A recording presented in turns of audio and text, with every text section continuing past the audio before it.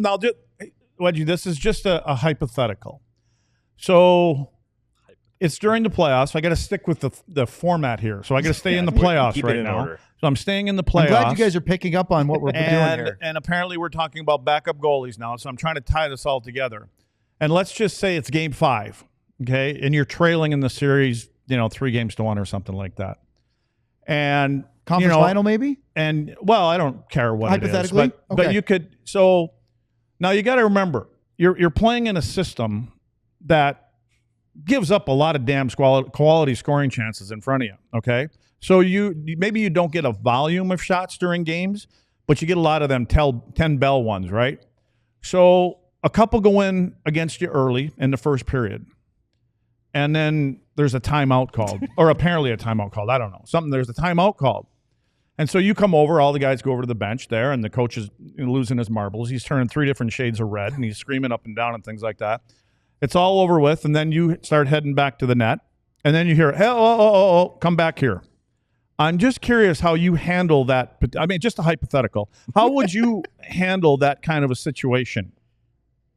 Is this Go ahead, take it and run. I think this was a movie, yeah. Yeah. It's totally going to be script, not someday real life. it's going to be. I'm going to promise you. Someday it's going to be. I just want to get your thoughts. A buddy of yours, all that kind of stuff that goes into that. Yeah. That kind of a scenario. Jake.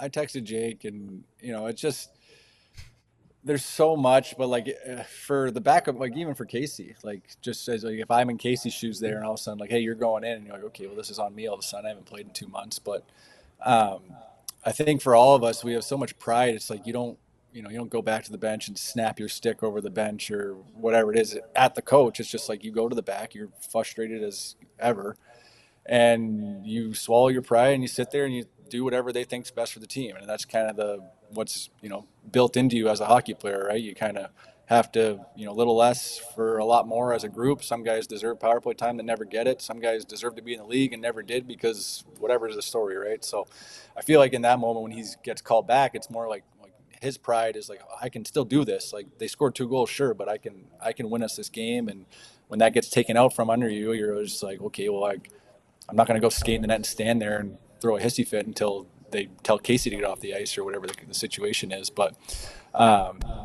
yeah, I mean, then as the backup, you go in there and you're okay, this is on me. Let's go. If that's my situation, it's I can, now it's my time. Let's go. There's no, I feel bad for that guy. It's what's been done. So you get in there and you put your best foot forward. But yeah, I mean, as well as I know Jake and as prideful as he is, that was tough just to watch in the sense that, that rug just got pulled out from under him and everything that he's prepped for and gone through. But yeah, I mean, the situation and all, the spectacle of it all was gut wrenching from the player side for sure. And then, you listen to it after and it's okay, there might have been some realism to the decision, the way that it was kind of painted.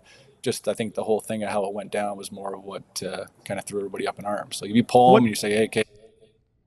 I was just going to ask you, what's your opinion? I mean, again, I don't know if anything's ever happened to you like that. I'm sure. I mean, I know goaltenders all get called, but at the end of the year and all this kind of stuff that goes on, what in your mind, what's the appropriate time frame from a reaching out? And I don't think it's on the player. It's not the player's responsibility to reach out to management, coaches, whoever. But is there? Do you want a cooling off period of a day or so? Do you want to address it the next morning? I'm just curious because I don't even think we still know if there ever was. I don't know anything about it, but I'm just curious in your mind, what would you expect in that kind of a situation? Well, I think right away, Jeff Reese steps in and he's police in the best, better sense of the word, but he obviously puts out whatever fires on Jake's side and then comes from the coach's perspective because they got to manage both rooms. But I don't know. I mean, that's a tough one because your season ends, right?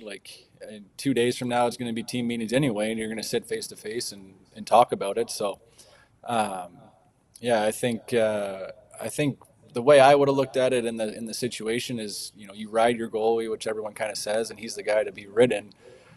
I would have probably just gone, hey, cool off. It's 2 goals on 2 shots. Go back there and break a stick, and we'll see you at the start of the next 20. And whatever happens for Casey happened. Unfortunately, they scored whatever it was a few minutes later. But if Casey holds down the forward and you go back out for the second, and even in the 3-1 game, it's Jake Oettinger in the playoffs. Like it's kind of the story. And unfortunately, whatever the case was in their minds, that it wasn't going particularly well for him. But if he came out for that second period, and you can hypothetically say he could have shut the game down and won, but no ill will to Casey either. He did what he could do, but I think at that point in that situation, and Jake got a reset, and you sit guys on the bench for a period. It's the same kind of concept. So that was kind of where my head went when he didn't come out for the second. I was just kind of like, oh, okay. Like I thought it was still a reachable game with him coming back in there, but people. We